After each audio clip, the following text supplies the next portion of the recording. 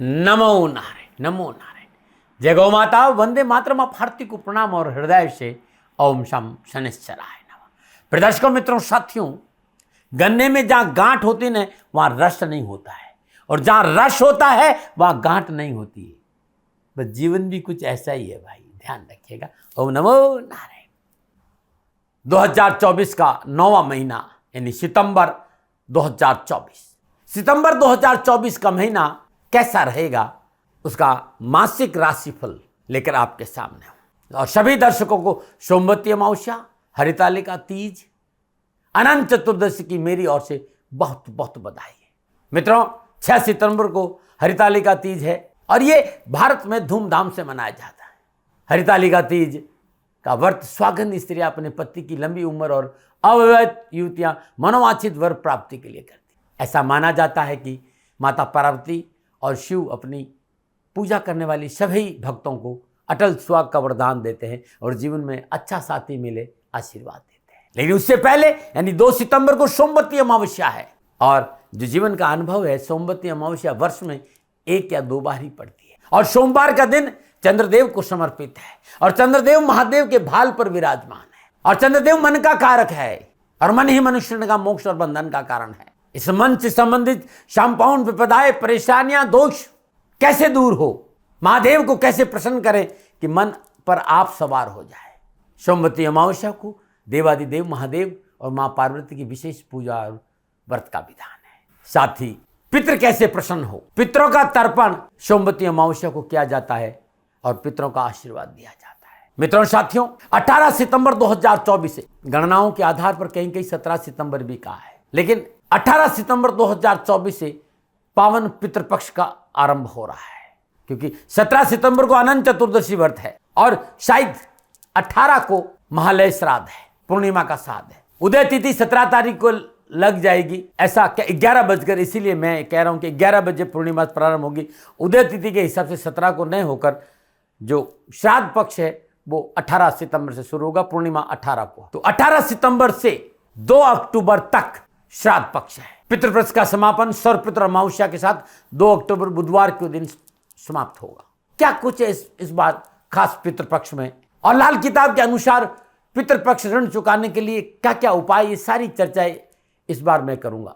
साथ ही कैसा रहेगा सितंबर 2024 का महीना, मैं आपके राशिफल की चर्चा करूंगा ग्रह नक्षत्रों के हिसाब से। सितंबर के महीने में राशिफल क्या संकेत दे रहा 12 के 12 राशियों के लिए, और सितंबर महीने में किन किन ग्रहों का राशि परिवर्तन वो भी मैं आपको बता रहा हूं। इस माह 3 ग्रहों का, जैसे सूर्यदेव, बुधदेव और शुक्रदेव का राशि परिवर्तन होगा। सबसे पहले 4 सितंबर को बुधदेव सिंह राशि में प्रवेश करेंगे, 4 सितंबर को सूर्यदेव कन्या राशि में प्रवेश करेंगे, 18 सितंबर को शुक्रदेव अपनी नीच राशि कन्या से निकल अपनी राशि, अपनी स्वराशि तुला में प्रवेश करेंगे।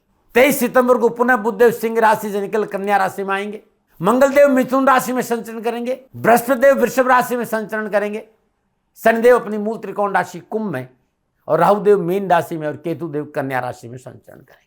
सितंबर के महीने में शनिदेव और बुधदेव वक्री अवस्था में है, राहुदेव शनिदेव के नक्षत्रों में है, और बृहस्पतिदेव वृषभ राशि में है। मैदिनी ज्योति अच्छा संकेत नहीं दे रही है। राष्ट्रहित में मेरा निवेदन है कि राष्ट्र के सम्मानित व्यक्तियों को राष्ट्रहित में सोचना होगा। अमर्यादित भाषा, राष्ट्र में राजनीतिक उठापटक का संकेत, और सीमाओं पर विशेष सावधानी का संकेत नजर आ रहा है। और भूस्खलन, जल को लेकर, बाढ़ को लेकर, ये आप जानते हैं, ये आप सभी जानते हैं कि इस समय जिस ग्रह योगा योग है, क्योंकि वृषभ राशि में बृहस्पति है। प्राकृतिक दुर्घटनाओं का प्रबल संकेत है। जब वृषभ राशि में बृहस्पति देव आए थे तब मैंने राष्ट्र से निवेदन किया था कि वृषभ राशि में बृहस्पति देव 25 अप्रैल 2025 तक बहुत सी ऐसी घटनाएं देखने को मिलेगी जहां जान माल का नुकसान है। इस समय जिस तरह के ग्रह योगा योग है, हमें अपनी पूर्व क्षेत्र, उत्तर पूर्व क्षेत्र की संपूर्ण सीमाओं पर विशेष सावधानी का संकेत नजर आ रहा है। वहां नकारात्मक हलचल का संकेत नजर आ रहा है। ग्रह नक्षत्रों के साथ विशेष सावधानी बरतनी पड़ेगी, और प्राकृतिक प्रकोप भी। सितंबर का महीना, जैसे मैंने आपको कहा कि पितरों को कैसे प्रसन्न करें, मैं बहुत कुछ इसमें बताऊंगा। पितरों को प्रसन्न कर कृपा प्राप्ति हो जाए, इसके लिए मैं उपाय बताऊंगा, क्योंकि पितरों को जब हम प्रसन्न करेंगे, उनकी कृपा से हमारे जीवन में खुशियां आएगी, तो बहुत से उपाय है। और विशेष रूप से गुरुमंत्र विद्यार्थी महाराज पर हर राशि का एक अलग वीडियो मिलेगा, क्या है पितृदोष, क्या है उसका समाधान, मैं प्रत्येक राशि का अलग अलग भी बताऊंगा और राशिफल में भी बताऊंगा कैसे भाग्य की उन्नति हो कि आप पितरों के लिए कुछ उपाय करें। सितंबर 2024 का महीना संपूर्ण ग्रह योगायोग के हिसाब से क्या संकेत दे रहा है, इस विषय पर मैं विस्तृत से बताने की कोशिश करूंगा। फिर दर्शकों, मित्रों, साथियों, ये जो राशिफल है ना, ये चंद्र राशि नाम राशि पर आधारित होता है और ये महिलाओं के लिए भी है, पुरुषों के लिए भी है, बड़ों के लिए भी है, बच्चों के लिए, सबके लिए ये राशिफल है। लेकिन ये जनरल प्रोडक्शन है। आप व्यक्तिगत अपने बारे में जानना चाहते हो तो नीचे नंबर आ रहा है, आपकी जन्म कुंडली के हिसाब से मैं आपका सेवा में सदा हाजिर रहता हूं। लेकिन मैं आपसे ये कहता हूं, भाई मेरा समय चाहिए तो गाय सेवा करिए, गौ माता की सेवा जरूर करें। गौ माता की सेवा ही मेरा उद्देश्य है इस प्रोग्राम को लाने का। दूसरा मेरा विनम्र निवेदन है कि मैं हथेली में सरसों नहीं उगाता हूं, ना मैं प्रजापिता ब्रह्मा हूं और न कोई बहुत बड़ा भविष्यवक्ता हूं। भारत की सनातन संस्कृति से प्यार करता हूं।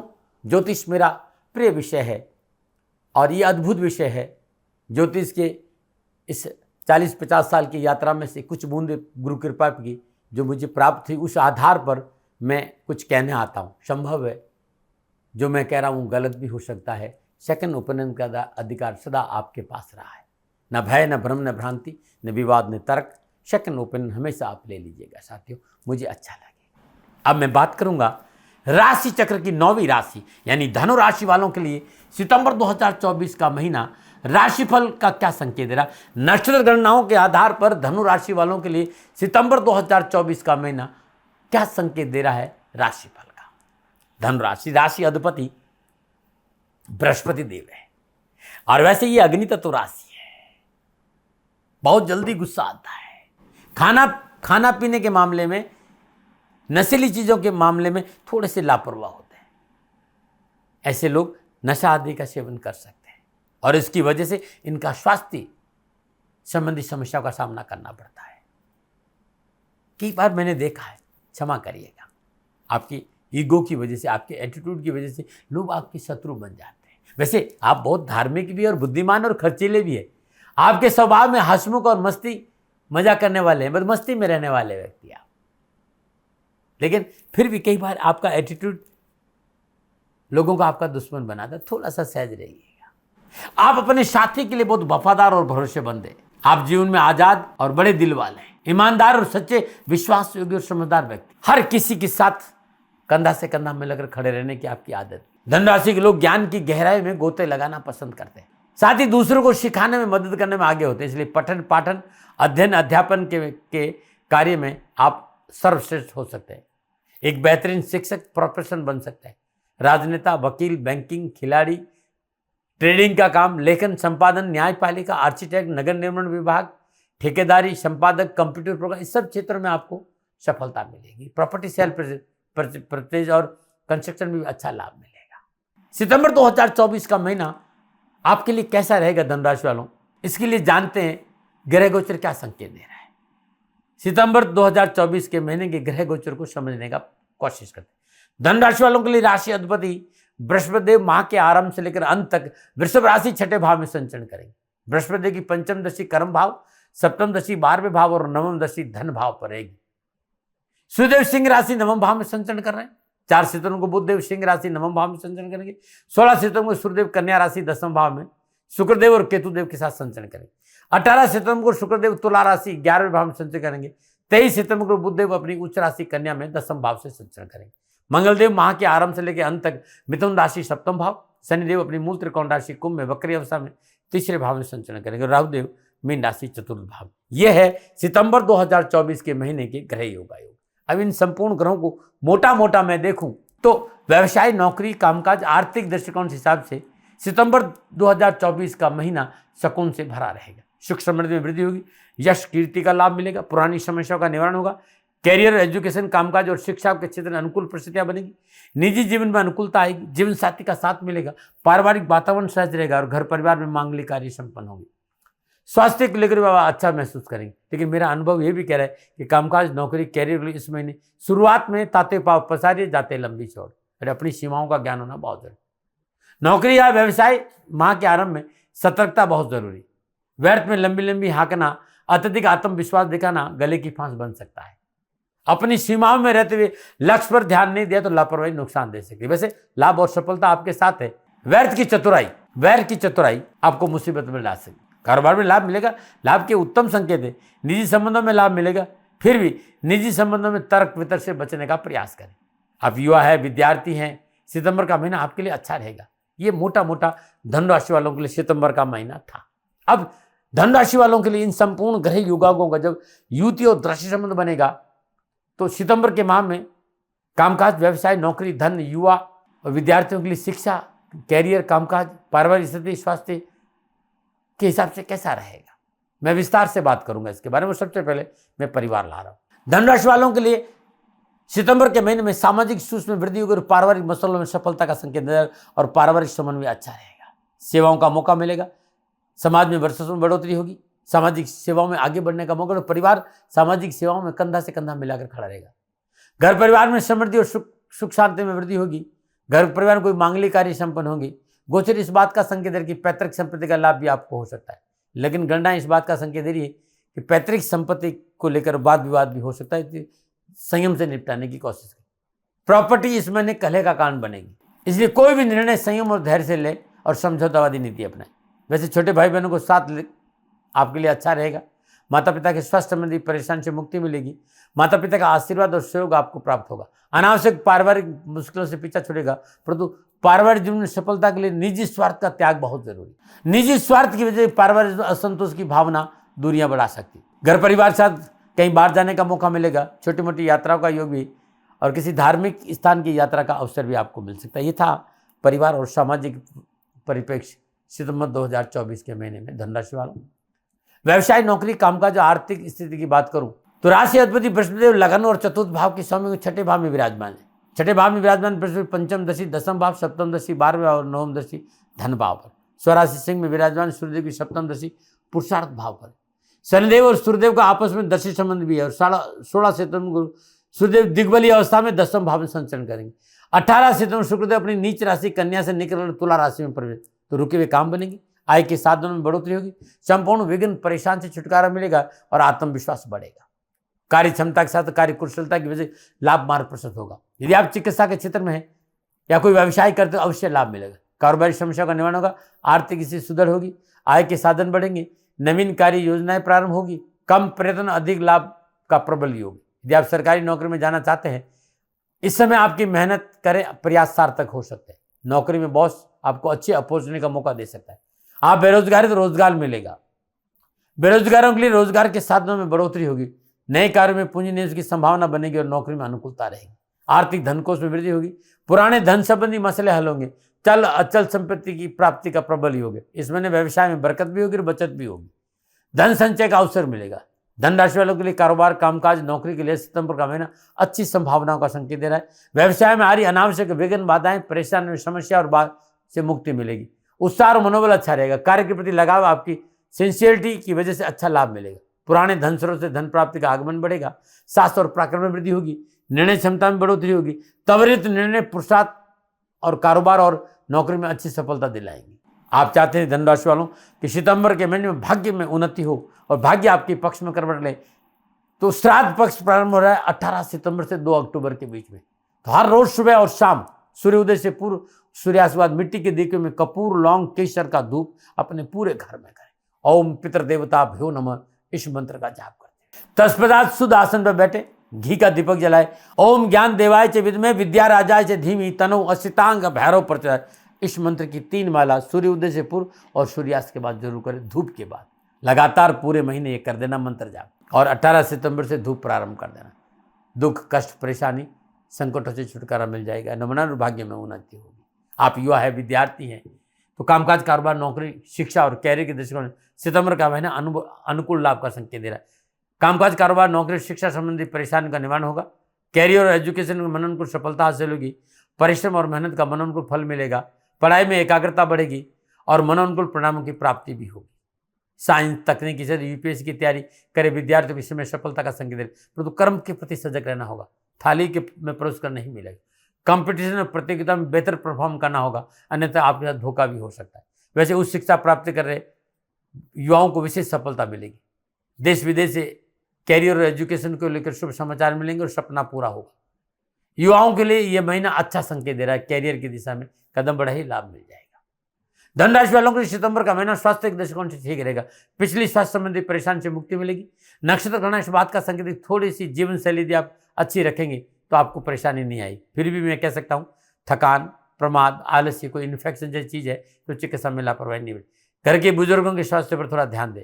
कब्ज, गैस, एसिडिटी न हो, इस बात पर आपको विशेष ध्यान रखना। इस महीने आपको कोई परेशानी नहीं आए तो हर रोज नित्य कर्म में स्नान होना, अपने पूजा स्थल में शुद्ध देसी घी का दीपक जला के दुर्गा नवराण मंत्र ओम ऐं ह्रीं क्लीं चामुंडाय विचे और एक और माला ओम ऐं ह्रीं क्लीं चामुंडाय विचे ओम कात्यायनी देवी नमः, इस मंत्र की 3 माला जाप करने से पूरा महीना आपके लिए खुशियों से बीतेगा। फिर दर्शकों, मित्रों, साथियों, ये था धनु राशि वालों के लिए नक्षत्र गणनाओं के आधार पर सितंबर 2024 का महीना कैसा रहेगा, मेरा निजी आंकलन।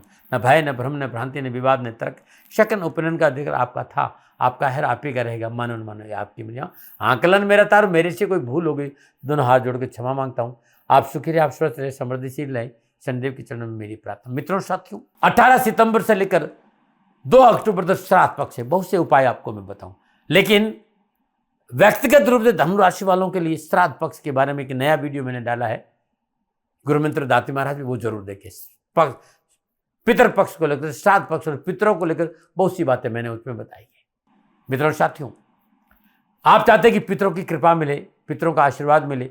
18 सितंबर से लेकर 2 अक्टूबर तक हर रोज प्रातःकाल ब्रह्म मुहूर्त में मिट्टी के किसी पात्र में शुद्ध जो देसी गाय, भारतीय देसी गाय के उपले की अग्नि करें, उस पर कपूर, लौंग और केसर, और इसके साथ साथ एक हरी इलायची भी डाल दें।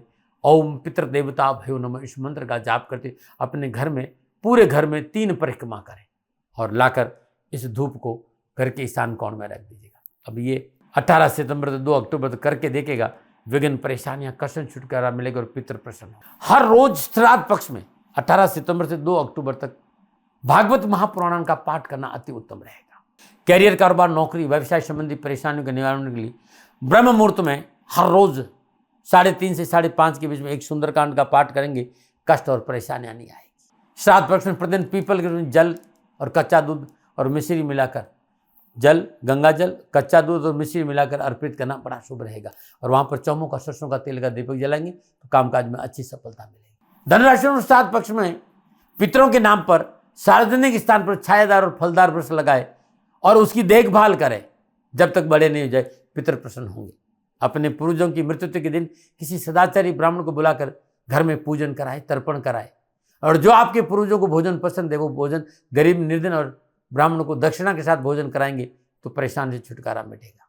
घर की दक्षिण की दीवार पर अपने पितरों का फोटो लगाए, उनके सामने हर रोज चौमुख का, सरसों का तेल का दीपक जलाए, पुष्प अर्पित करें, फूल माला पहनाए, आशीर्वाद के लिए साथ दंडवत प्रणाम करें। आपके कष्ट, आपकी परेशानी, आपके दुखों से छुटकारा मिलेगा।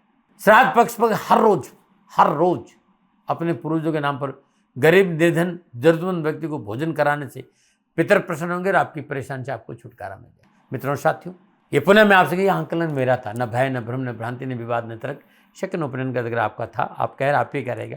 मन ये आपकी, हाँ, आंकलन मेरा था, मेरे से भूल हो गई तो दोनों हाथ जोड़कर क्षमा मांगता हूँ। न बना रहे।